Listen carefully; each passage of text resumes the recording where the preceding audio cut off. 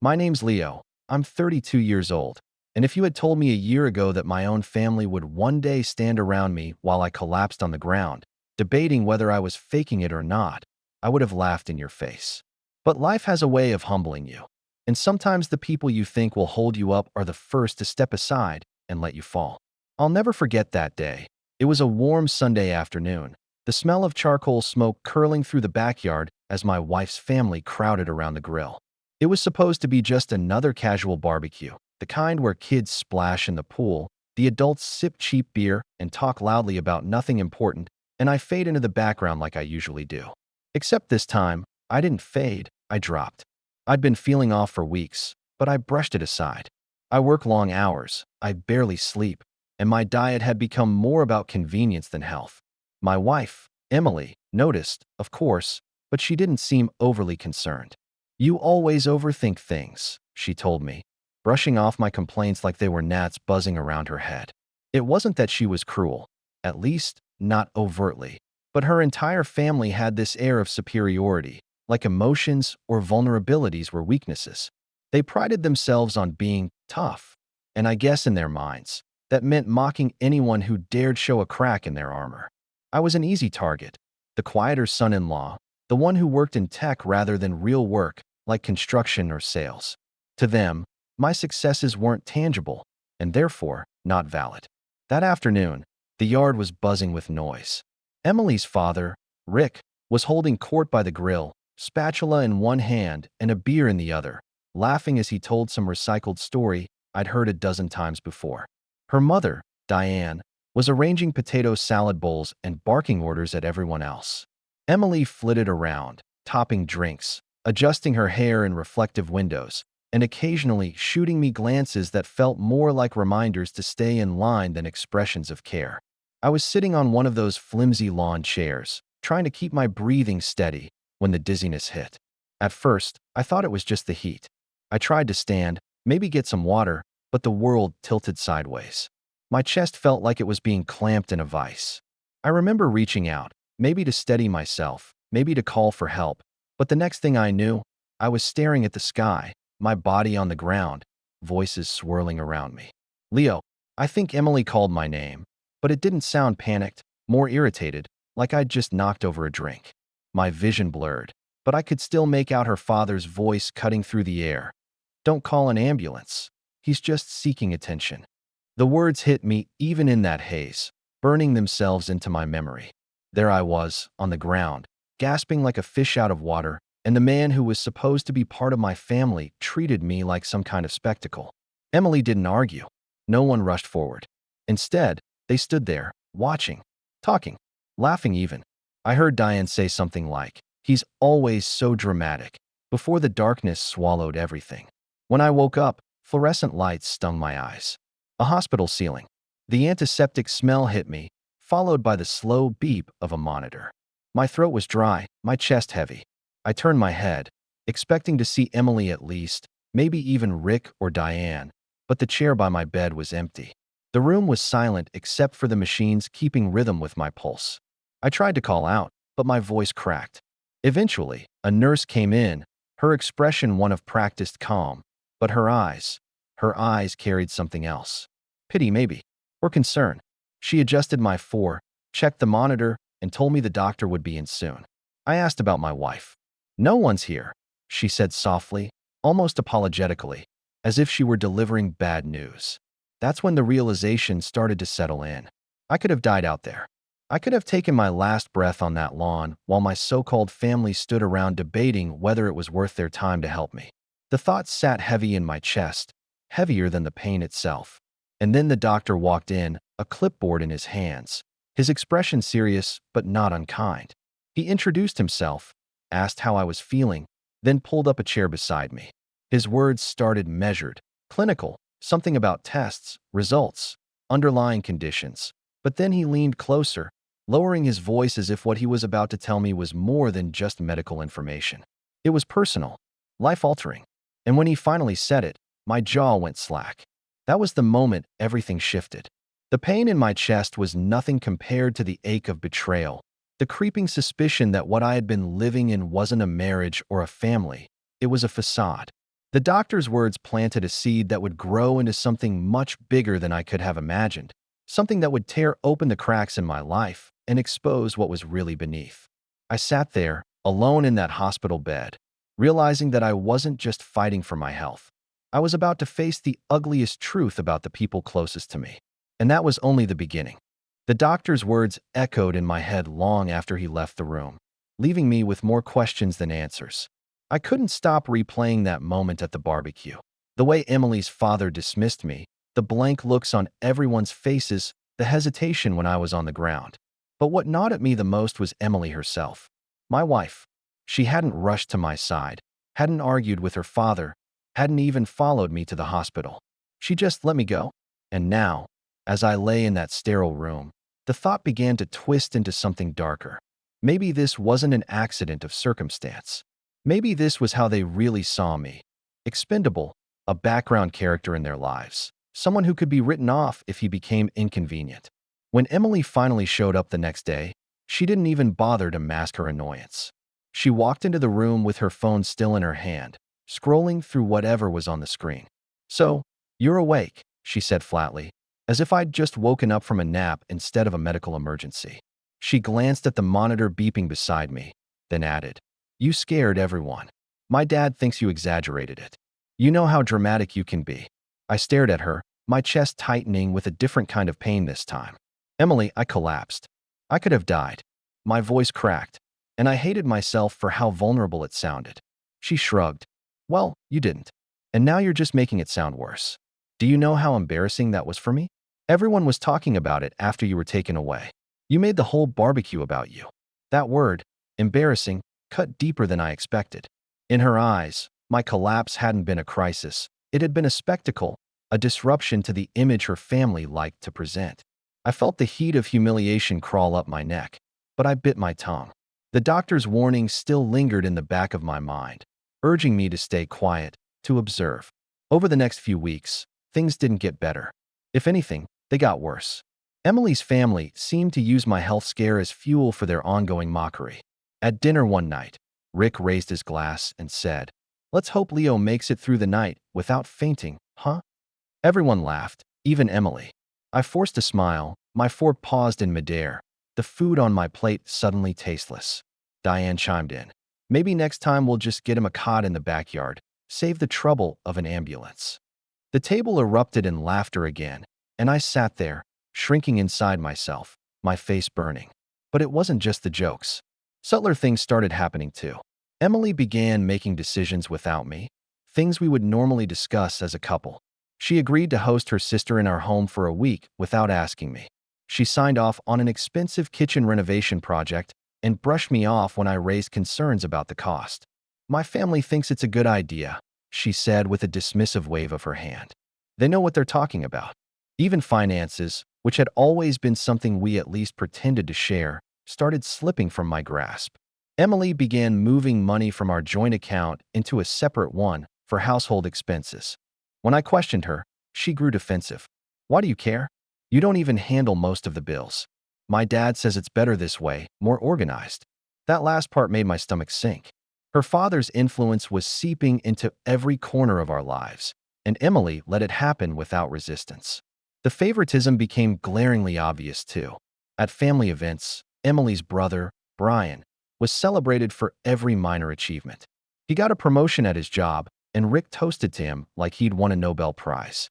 When I mentioned a project I'd been leading at work, something I was genuinely proud of, Rick smirked and said, "Sounds like you sit behind a desk and play on a computer all day.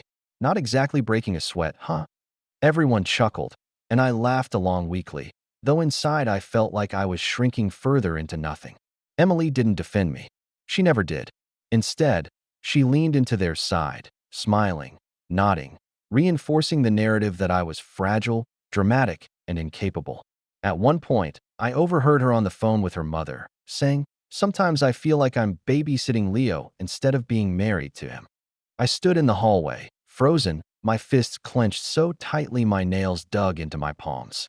She didn't even lower her voice. The manipulation was subtle but suffocating. Emily started framing my concerns as selfishness. When I wanted to spend a quiet weekend together, she accused me of keeping her from her family. When I questioned the money she moved, she accused me of being controlling. It was always twisted back on me until I started questioning my own judgment. Was I overreacting? Was I too sensitive? But then I'd remember that day. The barbecue, the ground rushing up to meet me, the voices debating whether my life was worth an ambulance call. And I knew I wasn't imagining things. Something was deeply wrong here. The real breaking point in this rising tension came one evening when we had dinner at Rick and Diane's house. I had barely touched my food when I felt a sharp dizziness again. It wasn't as bad as before, but enough to make me set down my fork and press my hand to the table. "Are you okay?" Diane asked, but her tone wasn't concerned. It was mocking, as though she was already setting up the punchline. Before I could answer, Rick barked out, "Don't fall over, Leo. We don't want another hospital bill." Laughter filled the room. But this time, Emily didn't just laugh. She added, "If he does, maybe we'll just let him sleep it off on the couch." I excused myself to the bathroom, my hands trembling as I locked the door. I stared at myself in the mirror, pale, sweating, my heart pounding. That's when it hit me with full force. They didn't care if I lived or died. To them, I was an inconvenience, a punchline, a wallet they could manipulate when needed. The doctor's words replayed again, louder now, and I realized that maybe what he told me wasn't just about my health. It was about everything. My marriage, my family, my entire life. And as I gripped the edge of that bathroom sink, trying to steady myself, I knew this wasn't just about enduring their cruelty anymore. Something inside me was shifting. Something was building. And soon, it was going to break. The night of the major betrayal didn't announce itself with fireworks or some dramatic prelude. It crept in quietly, disguised as another family gathering. By then, I had learned to brace myself whenever Emily suggested visiting her parents, because each trip meant a new round of subtle humiliation or outright mockery. Still, I went. I told myself it was easier than fighting, easier than being accused of abandoning the family. Rick had invited us over for what he called a celebratory dinner. Emily was buzzing with excitement all week about it. "Dad's got big news," she kept saying, as if the words alone should light me up with joy. I stayed quiet, already suspecting that whatever big news it would somehow come back around to diminish me. The table was laid out like a banquet: steaks, roasted vegetables, Diane's overly salted casseroles, and wine glasses already filled. I sat at the far end, my usual spot, where I could eat quietly without drawing too much attention. Rick stood at the head, raising his glass, waiting for silence. "I want to toast to Brian," he declared, clapping his hand on his son's shoulder. "He's officially been added as a partner in the family business. A well-earned position for a hardworking man." The table erupted in applause. Emily clapped too, smiling wide, her eyes shining with pride for her brother. Then Rick's gaze slid to me. "You know, Leo, Brian reminds me of what real success looks like. Building something tangible, not like sitting at a computer all day, pressing buttons. Maybe someday you'll understand." The laughter that followed wasn't deafening, but it was sharp, cutting into me like tiny blades. I took a sip of water, forcing myself to breathe, telling myself to hold it together. That's when Diane leaned forward with a conspiratorial smile. "Speaking of which, we should probably tell him." My stomach dropped. "Tell me what?" Emily shifted uncomfortably in her seat, but she didn't stop her mother. Instead, she gave me a quick glance, almost guilty, and then looked away. Rick smirked. "You see, Leo, we've been helping Emily get things straightened out. You've been unreliable lately, what with your health and all.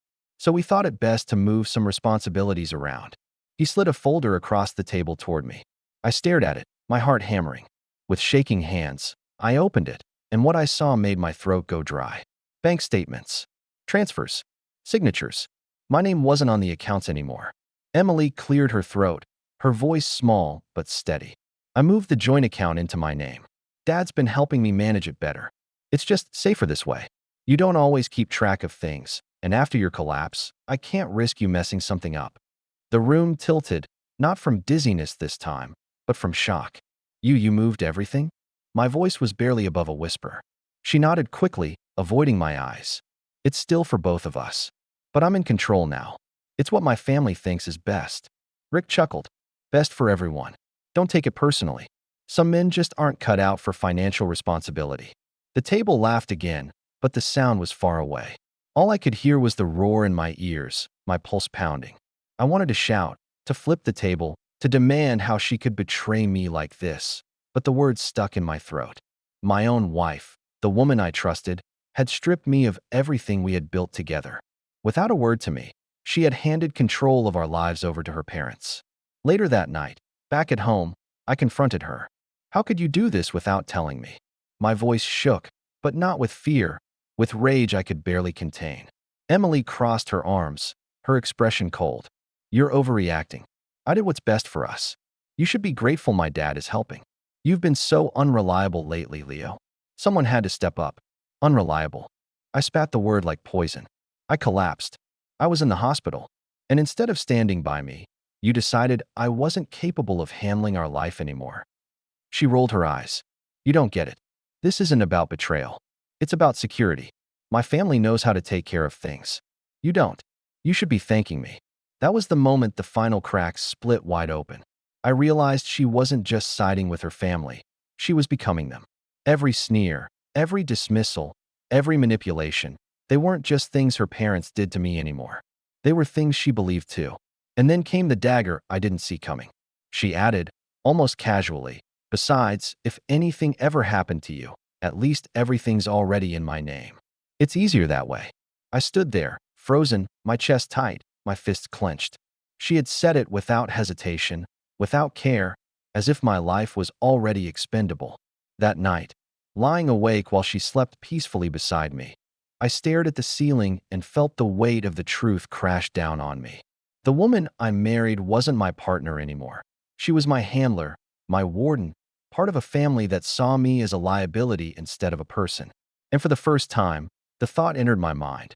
Maybe the doctor's warning wasn't just about my health. Maybe it was about survival.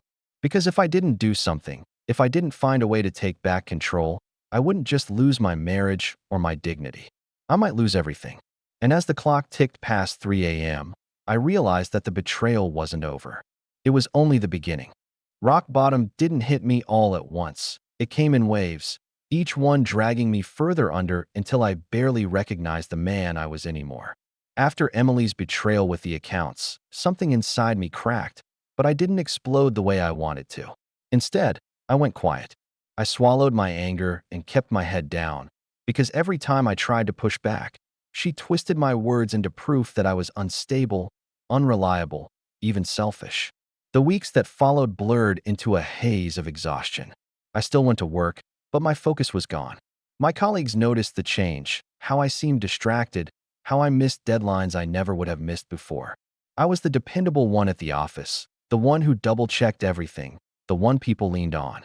But now I found myself staring blankly at screens, rereading the same lines of code without understanding them. My boss called me in one day and asked if I was okay. I lied and said I was fine.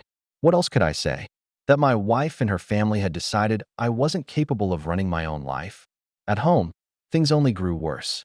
Every decision, big or small, was filtered through Rick and Diane. If I suggested something, Emily brushed it aside until she checked with them. Even trivial things, like buying a new lamp or changing our internet plan, became matters of Dad thinks this is smarter. I felt myself disappearing, replaced by their voices, their opinions, their control. Our home wasn't mine anymore. It was an extension of her parents' will. And then there was the humiliation. At another family dinner, Rick casually mentioned that he'd been helping Emily budget and had found a lot of unnecessary spending. He said it with a smirk, his eyes locked on me. Grown men should know how to manage money better, he said, and the table laughed. Emily didn't defend me. She never did. In fact, she piled on. I told him that too, Dad, she said, smiling like she'd scored points in some twisted game. I sat there, my fork poised over my plate, my face burning as if every eye in the room was drilling into me. I wanted to disappear. Instead, I chewed my food slowly, swallowing not just the meal but the bitter taste of my own humiliation. But the lowest point wasn't public, it was private. One evening, I checked my phone and noticed a series of unusual charges. When I confronted Emily, she didn't deny it. She had used our money, my money, though technically no longer in my name, to pay off one of Brian's debts. He needed help, she said matter-of-factly, as if that explained everything. Family comes first. Family. I asked, my voice trembling. What about me? Aren't I your family? Her answer was cold, flat. Of course, but you don't understand. They've always been there for me. You're different. You can't even take care of yourself half the time. That night, I sat alone on the couch long after she had gone to bed, staring at the darkened TV screen, my reflection faintly staring back at me. I looked hollow, weak. Everything I'd built for myself, my independence, my pride, my sense of worth, was slipping through my fingers. For a moment, I wondered if maybe they were right. Maybe I was weak. Maybe I didn't deserve to stand beside them. But then I remembered the doctor's words, the quiet urgency in his voice when he leaned close. He hadn't just been warning me about my health. He had given me something more, something I hadn't fully grasped yet. And the more I thought about it, the more I realized there was something they didn't know I knew.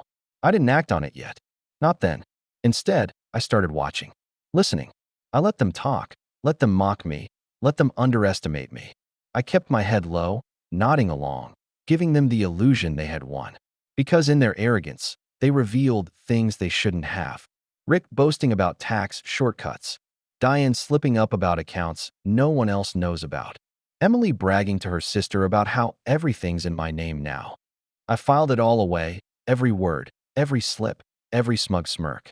And while they laughed at me, while they stripped away my dignity piece by piece, I quietly started to build something they couldn't see. A plan. It was small at first, late-night notes in a locked folder on my phone, discreet searches, carefully worded questions at work to trusted colleagues. But with each day that passed, the plan took shape. I didn't know exactly how I'd do it yet, but I knew this. I wouldn't stay here forever. They thought they'd broken me. They thought I had no fight left. But they were wrong. Because at rock bottom, there's nowhere left to go but up. And when I rose, I wouldn't be quiet anymore. I'd make sure every single one of them regretted underestimating me. The rise didn't come overnight.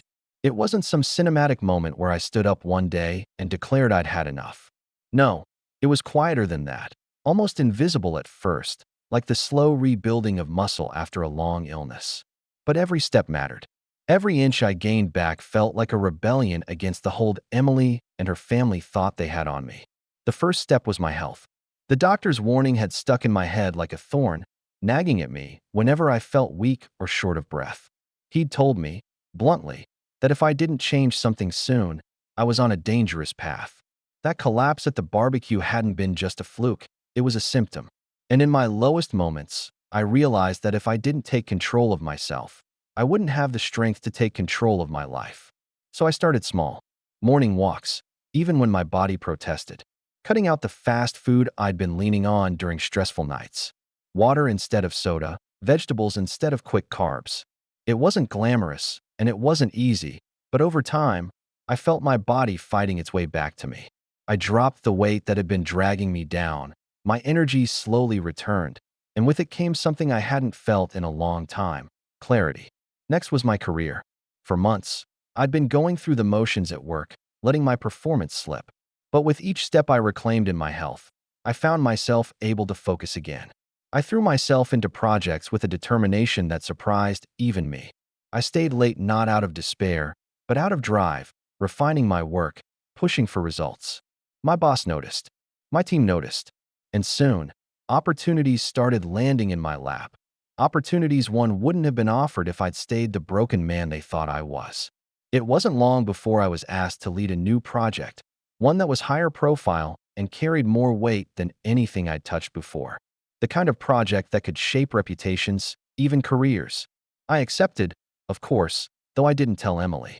By then, I'd stopped sharing victories with her because I knew she'd only belittle them, or worse, report them back to her parents to twist into another way of mocking me.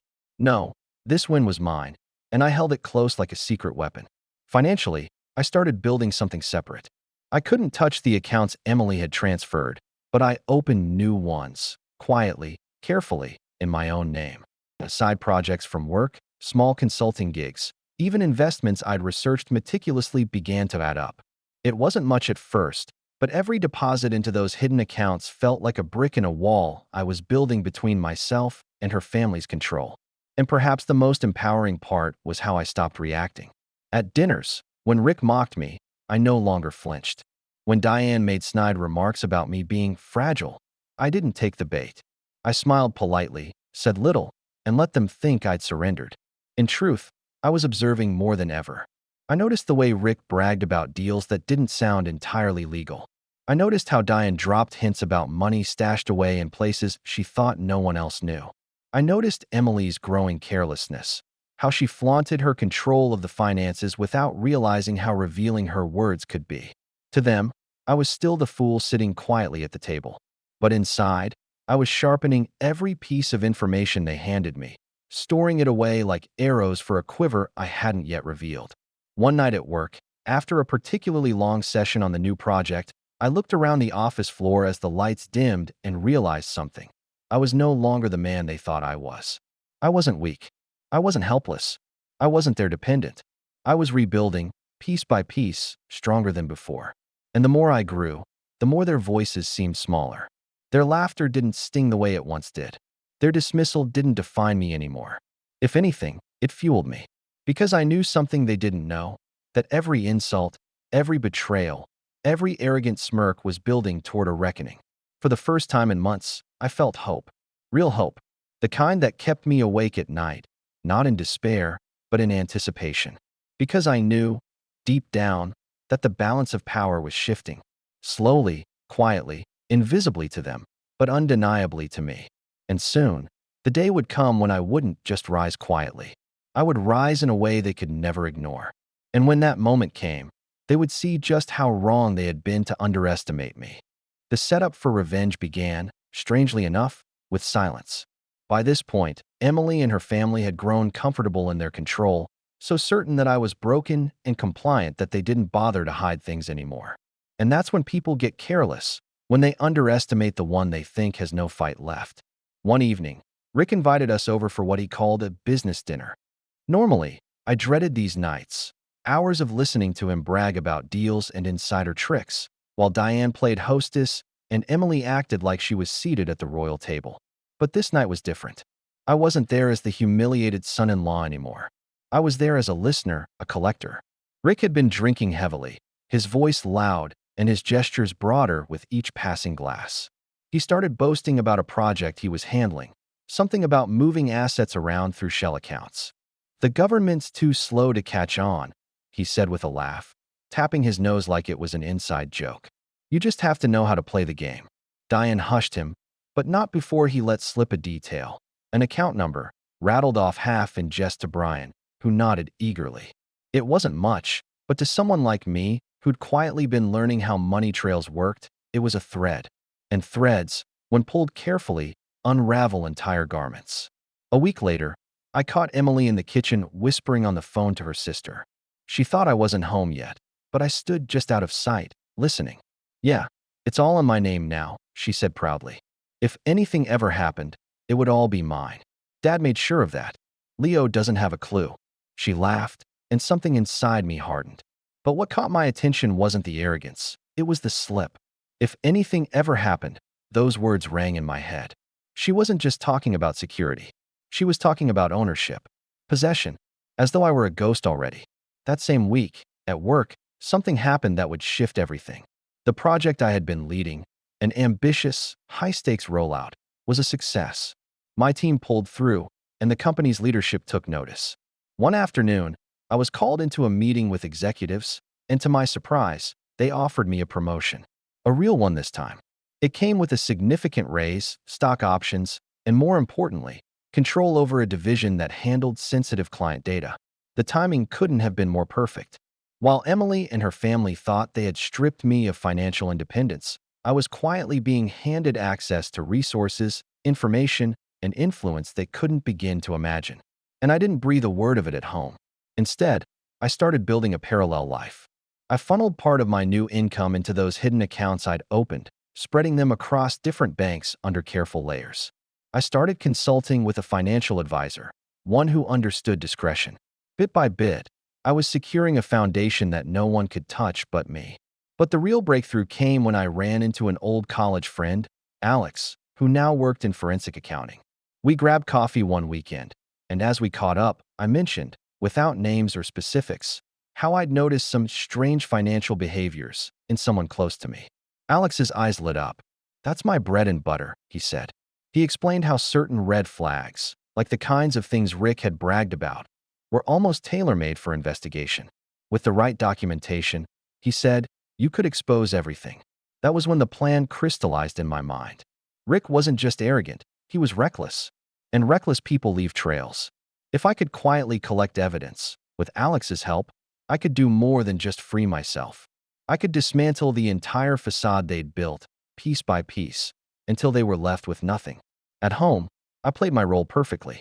I let Emily think I was subdued, docile, even grateful for her management. When Rick cracked jokes at my expense, I smiled politely. When Diane sneered about me being fragile, I nodded as though I agreed. Every humiliation was fuel. Every insult was another log on the fire I was stoking inside. They had no idea that while they laughed at me, I was building something stronger than their mockery. I was building leverage. And soon, when the moment was right, that leverage would turn into power. The kind of power that would make them regret ever underestimating me.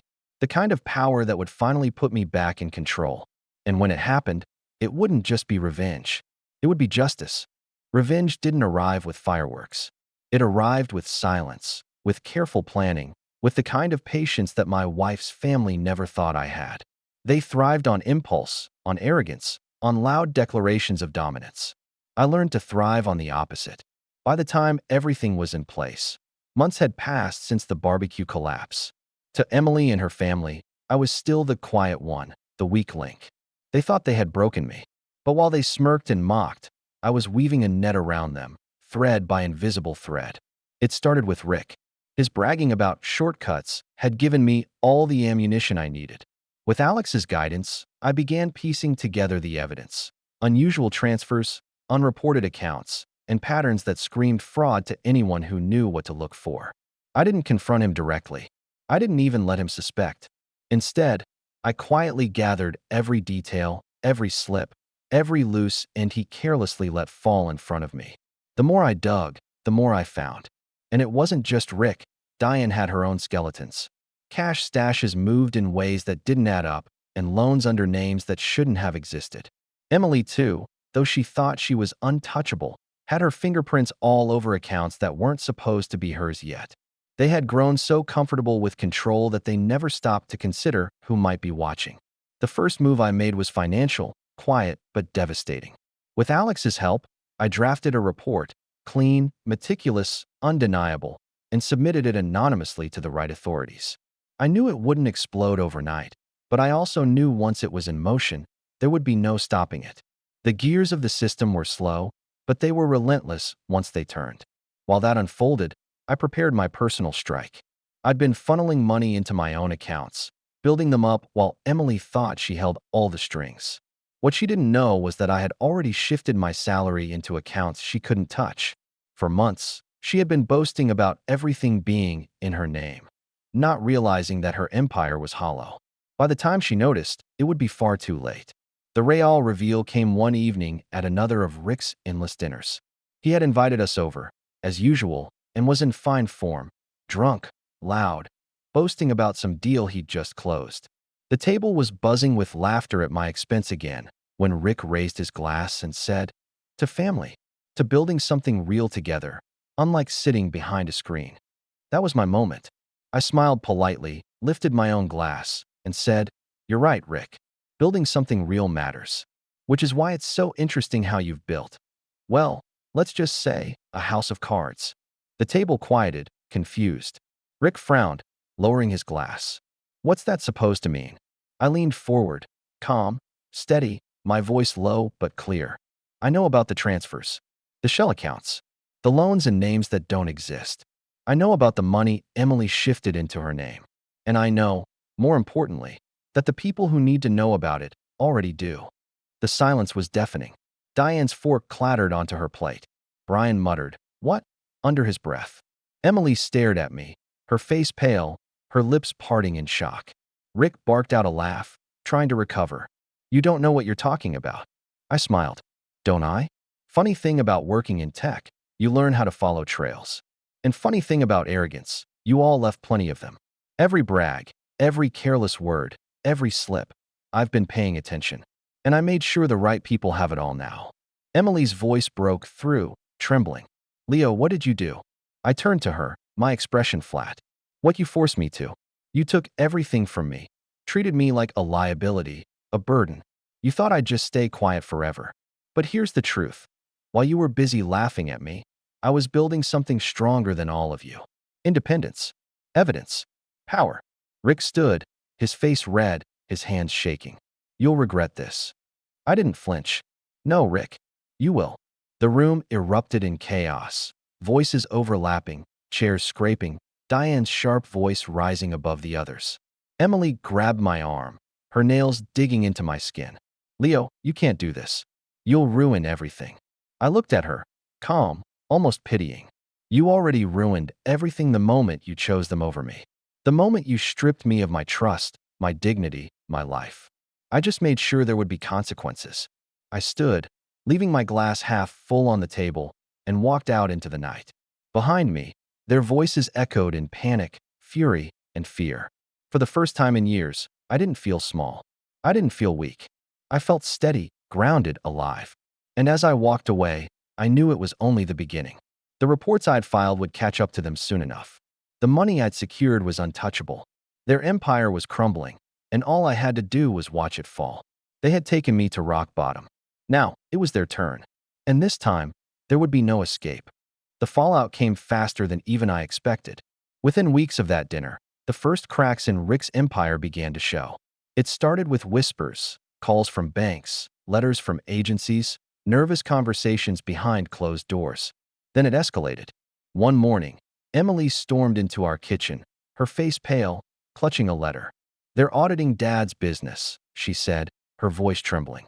How did this happen? I didn't answer. I just sipped my coffee, letting her words hang in the air. By the end of the month, investigators were circling Rick's company like hawks. Accounts were frozen. Business partners backed out. The grand image he had built for decades began to crumble in plain view. Diane tried to keep up appearances, insisting to anyone who would listen that it was all a misunderstanding. But her forced smile cracked more each day. Even Brian, who had always played the golden son, couldn't escape the fallout.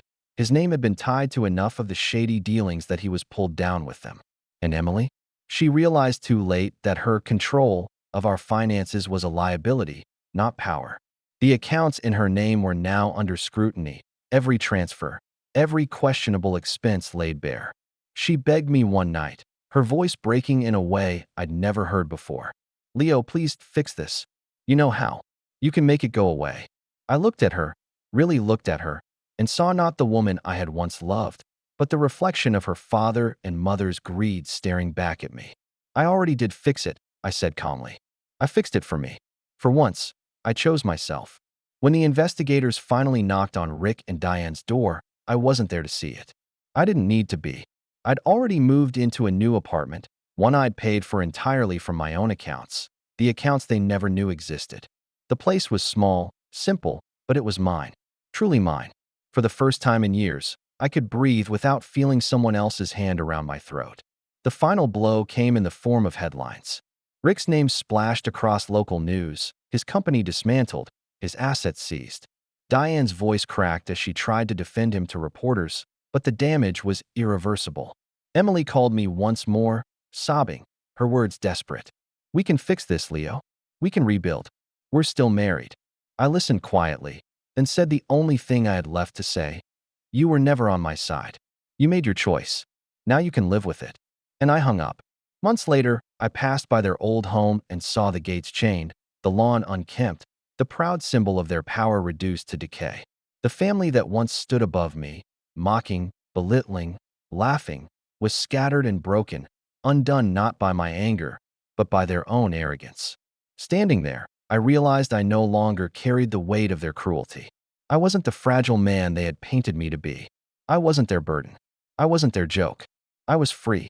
And as I turned away, walking back toward the life I had rebuilt on my own terms, I knew I had delivered not just revenge, but justice.